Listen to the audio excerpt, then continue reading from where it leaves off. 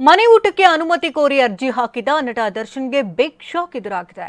Court ಅನುಮತಿಯನ್ನು ನಿರಾಕರಿಸಿದ್ದು ದಾಸನಿಗೆ ಜೈಲೂಟವೇ ಗತಿಯಾಗಿದೆ.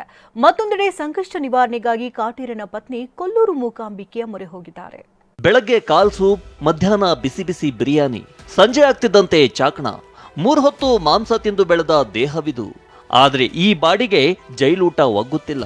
ಇದೇ ಕಾರಣಕ್ಕೆ ಮನೆ ಊಟ ಬೇಕು ಅಂತ ದರ್ಶನ್ ಕೋರ್ಟ್ ಮೊರೆ ಹೋಗಿದ್ರು. ಕೋರ್ಟ್ನಿಂದ ಏನ್ ತೀರ್ಪು ಬರುತ್ತೆ ಅಂತ ದರ್ಶನ್ ಆಸೆಗಣ್ಣಿನಿಂದಲೇ ಕಾಯುತ್ತಿದ್ರು. ಆದ್ರೆ ದಚ್ಚು ಆಸೆಗಳೆಲ್ಲ ನುಚ್ಚು ನೂರಾಗಿವೆ.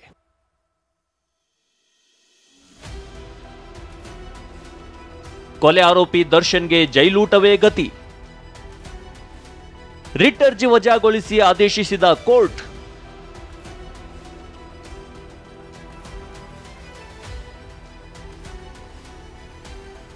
ಬೆಂಗಳೂರಿನ 24ನೇ ಎಸಿಎಂಎಂ ನ್ಯಾಯಾಲಯ ಮಹತ್ವದ ಆದೇಶ ಹೊರಡಿಸಿದೆ.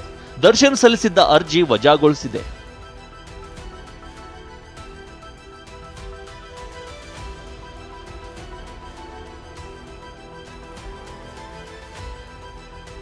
ಜೈಲೂಟದಿಂದ ದರ್ಶನ್ಗೆ ಅಜೀರ್ಣ, ಅತಿಸಾರ ಆಗಿದೆ.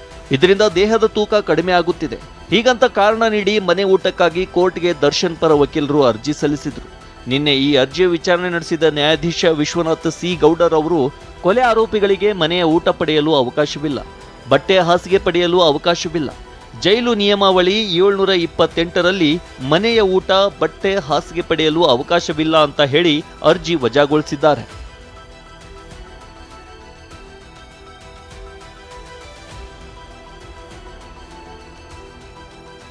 ಕಾಟೇರ ಚಲನಚಿತ್ರದ ಡೈಲಾಗ್ ರೈಟರ್ ಮಾಸ್ತಿ ಬಡವರು ಅಂದ್ರೆ ದರ್ಶನ್ ಯಾವ ರೀತಿ ಕರಗಿ ಹೋಗ್ತಿದ್ರು ಅನ್ನೋದನ್ನ ಹೇಳಿದ್ರು.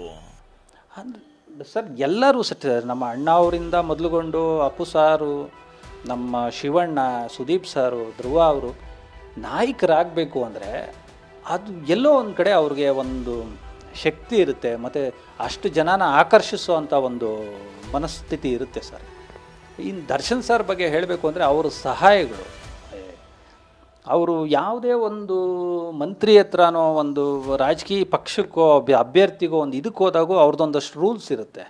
ಆ ರೂಲ್ಸ್ಗಳು ಅವ್ರು ಹೇಳೋದು ನೋಡಿದ್ರೆ ಅವರ ಹತ್ರ ಇದ್ದವರು ಅಂದರೆ ತುಂಬ. ಕೊಲ್ಲೂರು ಮೂಕಾಂಬಿಕೆ ಮೊರೆ ಹೋದ ದರ್ಶನ್ ಪತ್ನಿ.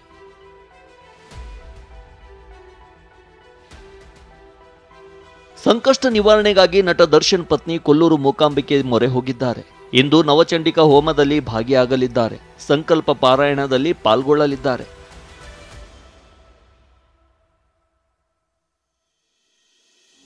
ಅದೇನೇ ಇರಲಿ, ಮನೆ ಊಟಕ್ಕೆ ಅರ್ಜಿ ಸಲ್ಲಿಸಿದ್ದ ದಾಸನಿಗೆ ನಿರಾಸೆಯಾಗಿದೆ. ಮುಂದೆ ಹೈಕೋರ್ಟ್ ಮೊರೆ ಹೋಗ್ತಾರಾ ಕಾದು ನೋಡಬೇಕಿದೆ. Bureau report, TV9.